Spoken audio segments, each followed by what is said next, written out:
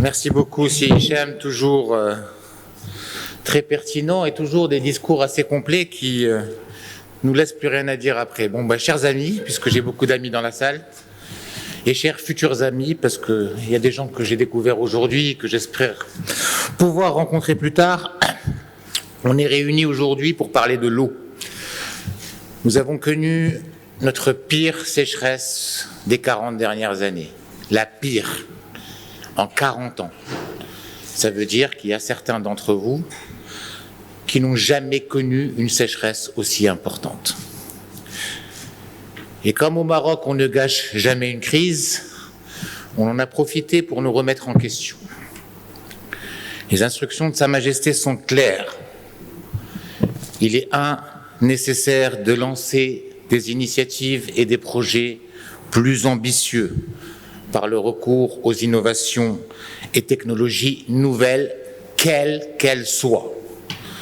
2, il faut une exploitation rationnelle des ressources en eau. 3, la question de l'eau est l'affaire de tous. 4, l'eau a un prix. Les orientations de Sa Majesté ne pouvaient pas être plus claires. C'est pour ça que nous, au niveau de l'industrie, on s'est tout de suite mobilisé. Ce n'est pas quelque chose de nouveau. On s'est mobilisé d'abord pour notre responsabilité directe.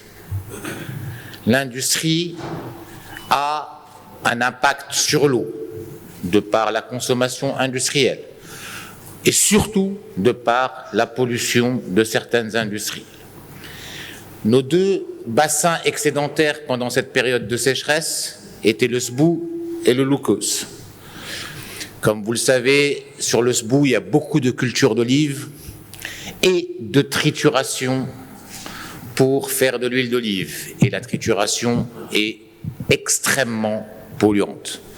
Il y a beaucoup d'unités qui ont été mises en place. Il a fallu se mobiliser pour faire en sorte de créer de nouveaux espaces où nous traitions de l'eau et transférer ces unités. C'est en cours, le travail est entamé avec les autorités régionales. Il a fallu aussi pousser les industries qui consomment de l'eau à engager des investissements d'efficacité hydrique. Ça veut dire refaire recirculer l'eau, etc.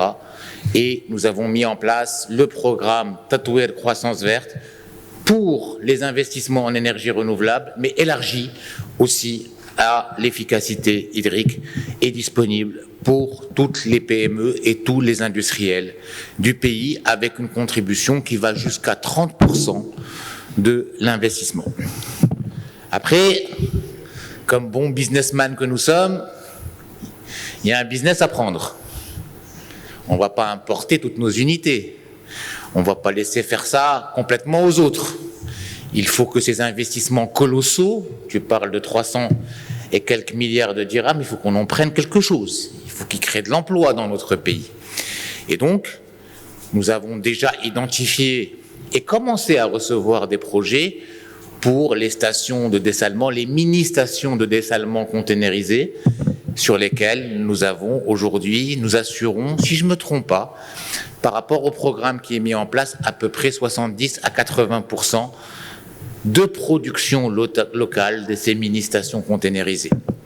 Nous avons aussi des projets qui arrivent de stations de dessalement. On parle d'1 milliard de mètres cubes par an.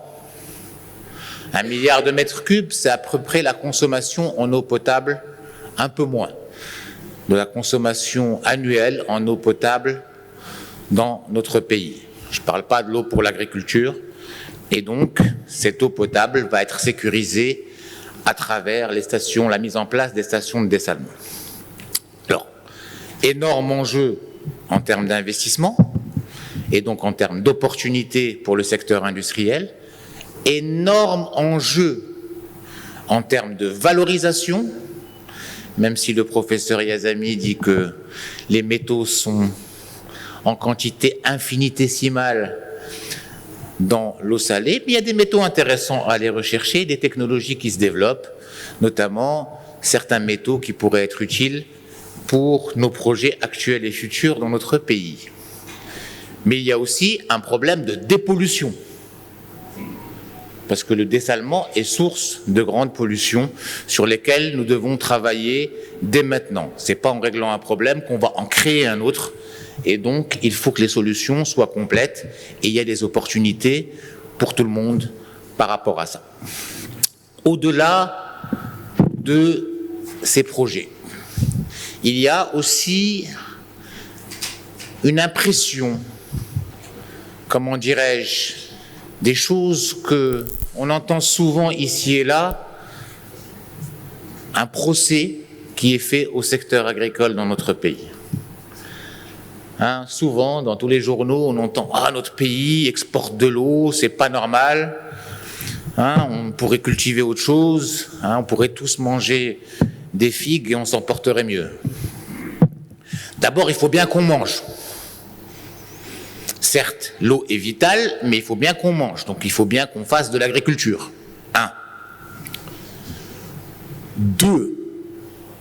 Aujourd'hui, la stratégie agricole est en train de s'orienter vers une utilisation de plus en plus rationnelle de l'eau et des récoltes de plus en plus adaptées au terroir et au climat. Il y a toute une politique qui a été faite. Ceci étant dit, c'est vrai qu'il y a eu des erreurs qui ont été faites par le passé. Mais ces investissements nourrissent des gens. Ces investissements font vivre des millions de familles. Donc ce transfert se fera au fur et à mesure. Nous n'allons pas rendre pauvres 3 millions de familles d'un coup. Nous allons le faire au fur et à mesure avec les transferts et l'utilisation rationnelle de l'eau qu'il faut pour pouvoir adapter les cultures. Donc cette prise de conscience est là depuis plus de 10 ans. Et elle est en train d'être mise en œuvre de manière graduelle pour changer cet aspect-là des choses. Ceci étant dit, le procès est encore double quand on calcule l'eau qu'on mobilise, qu'on enlève l'eau potable qu'on vend et qu'on dit tout le reste est à l'agriculture.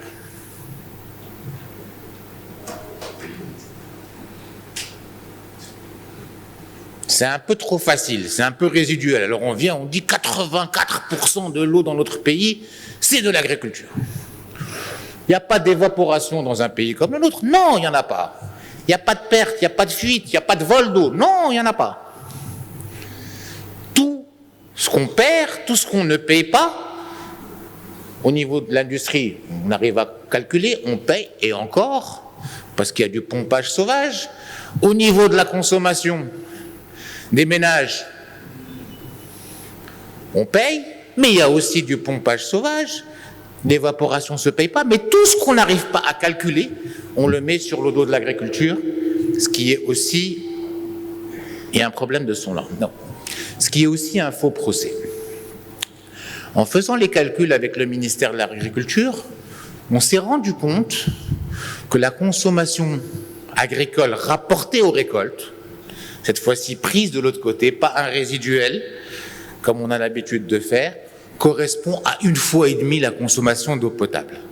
Donc il y a vraiment un faux procès, et si on doit aller chercher de l'eau à mobiliser, on ne doit pas seulement pointer du doigt en permanence ces agriculteurs, et je vous le dis comme je le pense, 80% de la pauvreté dans notre pays est dans le milieu rural.